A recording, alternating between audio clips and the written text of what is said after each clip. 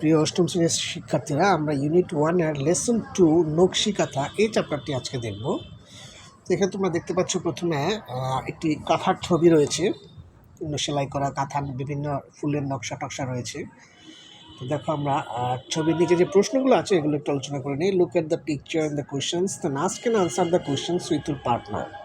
What do you see in the picture? তোমরা ছবিতে কি দেখো? So in the picture we see a kantha, a নকশি কাঁথা or a kilt. What is it called? এটাকে কি বলা হয়? It is called kilt বা কাঁথা. Have you seen it before? Where? তোমরা কি এটা কোথাও দেখেছো আগে? কোথায় দেখেছো? Yes, we have seen it, but I have seen it. Where? কোথায়? I have seen it in my house. কারণ সবার বাড়িতে কম বেশি একটা কাঁথা থাকে, সো বলতে পারো এটা আমরা আমাদের বাড়িতে দেখেছি। What do you do with it? এটা দিয়ে আমরা কি করি? এটা দিয়ে আমরা কি করি তোমরা জানো? আমরা কাঁথা গায়ে দিই সাধারণত। So we cover ourself with it, এটা দিয়ে আমরা আমাদেরকে ঢেকে রাখি বা গায়ে দিয়ে যাই বলি।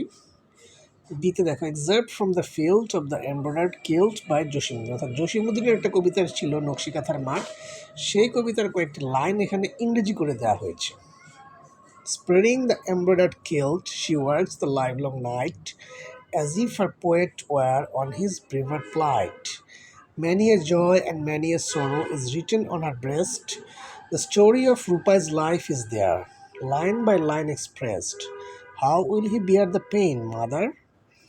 On this kilt lies all of mine, all my pain and my grief, embroidered line by line. So late on my grave, mother, this picture of my grief that his and mine upon its breast may mingling find relief.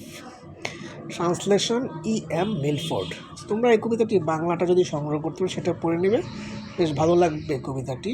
ইংরেজি থেকে অনুবাদটা ততটা আকর্ষণীয় হয় না, যার জন্য আমি অনুবাদটা করলাম না। এখন চলো আমরা সিতে নকশি কাঁথা নিয়ে একটি টেক্সট রয়েছে, এটি একটু পড়ে ফেলি। তারপর আমরা পরবর্তী ক্লাসে ডি এবং ই এর প্রশ্ন এবং শূন্যস্থানগুলো সমাধান করব। Now read the text, know about nakshi kantha. Nakshi kantha is a kind of embroidered quilt. Nakshi kantha হচ্ছে এক ধরনের সেলাই করা কাঁথা। The name was taken from the Bangla word naksha, অর্থাৎ এই নকশি কাঁথা নামটা নেওয়া হয়েছে বাংলা শব্দ নকশা থেকে, হুইচ মিনস আর্টিস্টিক প্যাটার্ন, যার অর্থ হলো শৈল্পিক ধরন বা শৈল্পিক নকশা। It is a kind of traditional craft and is said to be indigenous to Bangladesh and West Bengal in India. এটা একটা ঐতিহ্যবাহী শিল্প এবং এটাকে বলা হয়ে থাকে বাংলাদেশ এবং ইন্ডিয়ার পশ্চিম বাংলার স্বকীয় একটা জিনিস। The art has been practised in rural Bengal for centuries.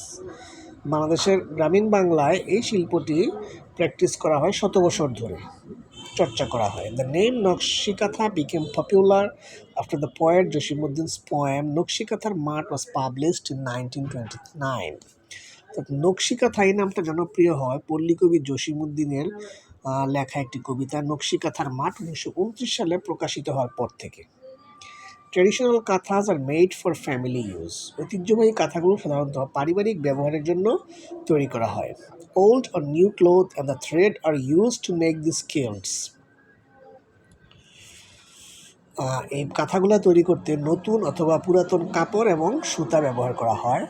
Mymensingh, Jamalpur, Rajshahi, Faridpur, Bogura and Jessore এই জেলাগুলো আর most famous for this craft, এই শিল্পের জন্য খুব বিখ্যাত।